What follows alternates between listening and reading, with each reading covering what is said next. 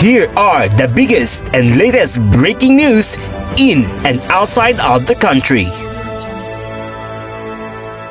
Severe tropical storm Paeng leaves the country with huge damage to infrastructure and families. Philippine students return to in-person classes for the first time since the COVID blast. Teachers are not prohibited to use social media, said by the Department of Education. Breaking down the 5 trillion pesos national budget for 2022 to address our country's national crisis. President Bongbong Marcos will attend the 2022 ASEAN and European Union summits. Is Bureau of Corrections turned to be a criminal organization from a pillar of justice? The world's dirtiest man died at the age of 94 after taking his first bath. Fashion icon Heart Evangelista dressed in utensils-inspired eleganza. And here is your most trusted news anchor. Good evening Luzon, good evening Visayas, good evening Mindanao. The tropical storm Paeng had devastatedly left with 154 people dead and there are still 35 who went missing. The whole details will be reported by Aprilin Bala, who is currently at the ground of Maguindanao del Norte. Aprilin? Severe tropical storm Paeng leaves the country with huge damage to infrastructure and families. Severe tropical storm Paeng, the Philippines' 60th tropical cyclone for 2022, unleashed torrential rain that triggered floods and landslides in parts of Mindanao, the Visayas, and Luzon. It struck as the country was heading into a long weekend to mark All Saints' Day and All Souls' Day. Several provinces were caught off guard with flash floods. Severe tropical storm Paeng made 5 landfalls as it moved west-northwest across central Luzon before exiting Philippine area of responsibility. While the storm didn't cause severe wind damages, the intense and torrential rainfall over a short period of time triggered flooding, flash floods, and landslide in Luzon, Visayas, and Mindanao, which were the major cause of deaths and infrastructure damages. The National Disaster Risk Reduction and Management Council (NDRRMC) has reported that the storm left at least 154 people dead, where 101 are confirmed and 53 for validation, and 35 missing mainly due to flash floods and landslide. The Department of Social Welfare and Development reports that more than 200,000 families were displaced. At least 73,000 families were evacuated to 2,938 evacuation centers. Cost of damages to agriculture is 2.86 billion pesos. 1,631 houses were destroyed and 5,409 partially damaged. 164 local government units declared to be under state of calamity, including Bangsamoro Autonomous Region of Muslim Mindanao.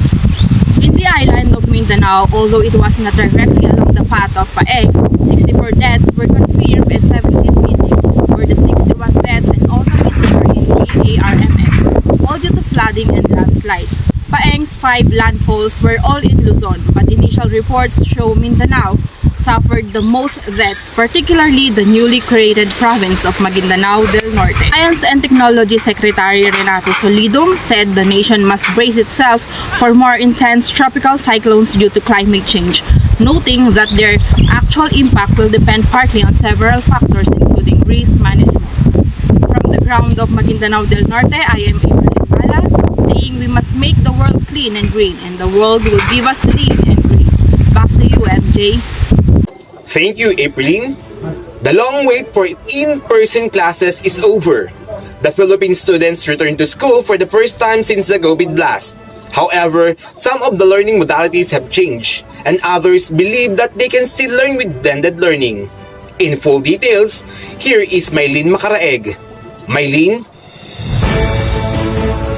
Philippines was one of the last few countries to transition back to face-to-face learning after COVID struck, but some experts say the prolonged suspension of in-person lesson has worsened an education crisis.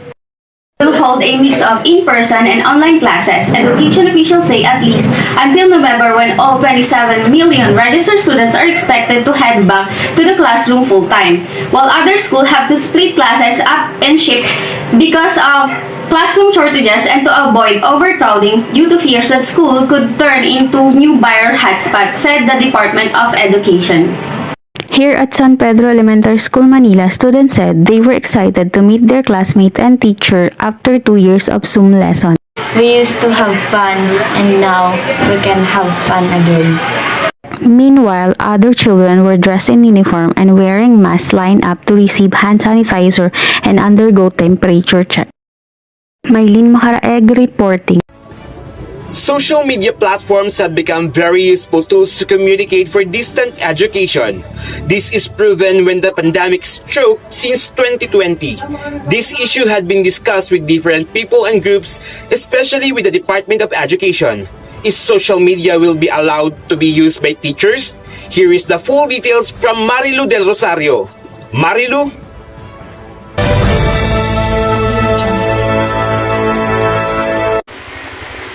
The spokesperson of the Department of Education has clarified that teachers are not prohibited from using social media amid the controversy sparked with the issuance of Department Order Number 49. DepEd spokesperson Attorney Michael Powa said the order, among others, merely asked the teachers to avoid following their students and uphold professionalism. We are not ordering teachers not to use social media. What we are saying is there should be a line between teachers and the learners. Once teachers cross that line, it might create a lot of problems, said Powa. On Wednesday, November 9, to attend an executive meeting among officials of the DepEd in the region. Under Department Order Number 49, DepEd personnel have to avoid relationships, interaction, communication, including following social media with learners outside of the school setting, except if they are relatives. Vice President Sara Duterte, who is also Education Secretary, explained the order was intended to minimize biases on the part of teachers and prevent criminal incidents from happening. Powa said past sexual abuses involved teachers and students used private messages as evidence, and this is what the order wants to avoid, Powa said. Department Order 49 was not meant to sow fear. We want to maintain professionalism among our teachers, he said. Powa said teachers and their students could still be friends on social media and create group chats but must strictly discuss school-related matters. Meanwhile, Powa admitted there were learning gaps affecting students as a result of the modular modality applied because of the COVID-19 pandemic.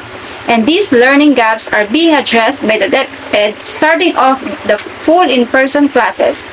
That is why we need to start learning recovery.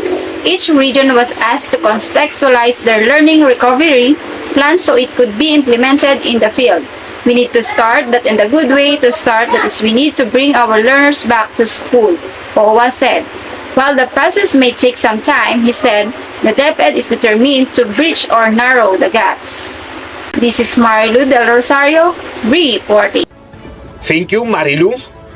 Our country faces an extreme poverty crisis, especially with our new administration. Severe inflation rate is one of those. Is the 2022 national budget will be enough to address all these problems? Here is the full coverage of Clarissa Baldo. Clarissa?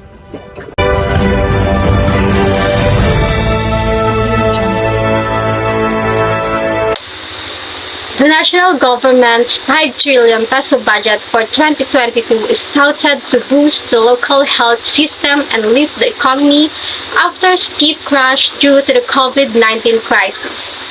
The budget department says health and nutrition lead 3 priority areas under next year's budget, followed by social protection and better governance. However, many wonder why the health department is receiving only the 4th biggest allocation in its spending plan.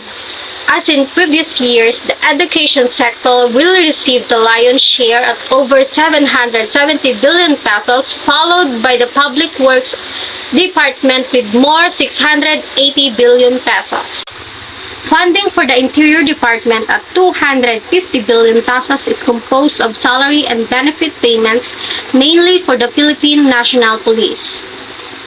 President Bongbong Marcos is preparing to submit the proposal 2022 Budget Congress on August 23 to meet their constitutional deadline. For Truth and Accuracy, Clarissa Baldo reporting. Thank you, Clarissa. One of the goals of PBBM's administration is to strengthen our country's international relations. Is there something new business for our president in attending the 2022 ASEAN and European Union summits? In full report, here is Rene Tabing. Rene?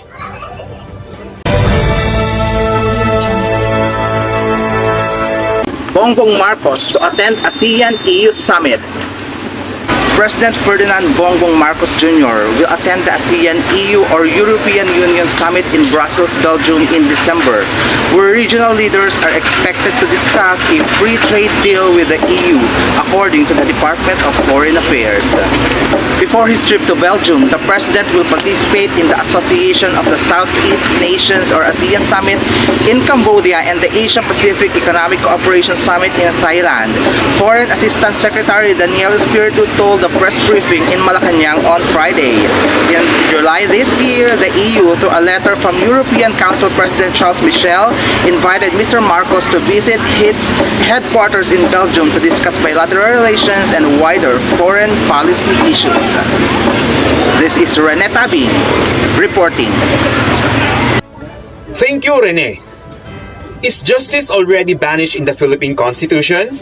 It is one of the questions we want to be clarified regarding Percy Lapid's murder case. In accordance to the NBI's discovery that Bureau of Corrections had been a crime organization, while it should be the first and foremost facility to practice integrity and righteousness. In full report, here is Raquel Nobleza. Raquel? Bureau of Corrections from pillar of justice to criminal organization. According to the officials, the investigations into the murder of journalist Percival Percy Lapid Mabasa has revealed how the Bureau of Corrections or Bucor has become a large criminal organization. According to the joint statement of Department of Justice and the Department of Interior and Local Government, what was discovered from the in-depth investigations of Mr. Lapid's death was the unfortunate transformation of a pillar of justice, the correction pillar, into a deep, large-scale and systematic criminal organization. Criminal organization exists and is embedded within a government office, and that office is none other than the Bucor, which controls what the United Nations Office on Crime and Drugs describe as the biggest mega prison in the world. Justice Secretary Jesus Crispin Remula pointed to the recent confiscations of contraband goods, including illegal drugs from inside New Bilibid prisons, as proof of criminal activities. He said in a news conference, the beer that was found, that was surrendered by the people, the drugs, computers, telephones, weapons inside Bilibid is a very strong indication of the presence of criminal organizations. He added that with a centralized purchasing system, a centralized way of doing contraband selling within a prison system shows criminal organizations lurking within. It can be remembered that this type of criminal activities inside New Bilibid prison happened in the past few years. It involved high government officials, including former Justice Secretary Leila de Lima. He did not give an idea as to how long the criminal activities have been going on inside Bilibid. Remula said an investigation was underway into the deaths of more than 33 people whose corpses were found inside the Easter funeral services in Muntinlupa City, alongside that of Cristito Villamor Palanya, who was allegedly killed by his fellow prisoners upon the orders of suspended Bucor Chief Gerald Bantag and Bucor Superintendent Ricardo Sulweta on October 18 to cover up the conspiracy for Mabasa's killing. According to Remula, they will study and find out how long this criminal activity going on inside the New Bilibid prisons. Raquel Nobleza reporting. Thank you, Raquel. To have at least one shower a day for every Filipino is already been a good habit for us. However, the world's dirtiest man died at the age of 94 after he took his first bath after almost a half a century. The full details of international news, here is Nicole Filio. Nicole? The world's dirtiest man has died at the age of 94 just months after having his first wash in decades. Amuhaji had refused to use soap and water for more than half a century, fearing it would make him sick. The Iranian who lived in the southern province of Fars had avoided previous attempts by villagers to get him clean. Amuhaji finally succumbed to pressure and wash a few months ago. According to Iran's news agency, he became ill shortly afterwards and died on the last Sunday of October 2022. In a previous interview given to the Tehran Times in 2014, he revealed his favorite meal was porcupine and that he lived between a hole in the ground and a brick shack built by concerned neighbors in the village of Dejga. He told the outlet at the time his unusual choices were down to emotional setbacks. When he was younger, years of not bathing had left him with skin covered with soot and pus, while his diet has consisted of rotten meat and unsanitary water drunk from an old oil can. He was also fond of smoking, being pictured on the list one occasion puffing more than one cigarette at once. Attempts to bath him or offer him clean water to drink make him sad. However, whether he holds the record for having gone the longest without taking a bath has been a matter of some debate. Back in 2009, there were reports of an Indian man who had at the point not washed or brushed his teeth for 35 years. Thank you, Miss Nicole. Heart Evangelista is one of the fashion icons here in our country. In her latest social media post, she wore a suit designed with dining utensils. How could she look elegant wearing table cutleries? Is it possible? In full details, here is Christine de los Reyes for the Showbiz News. Christine? Yes, MJ, and here is the latest in Showbiz World today.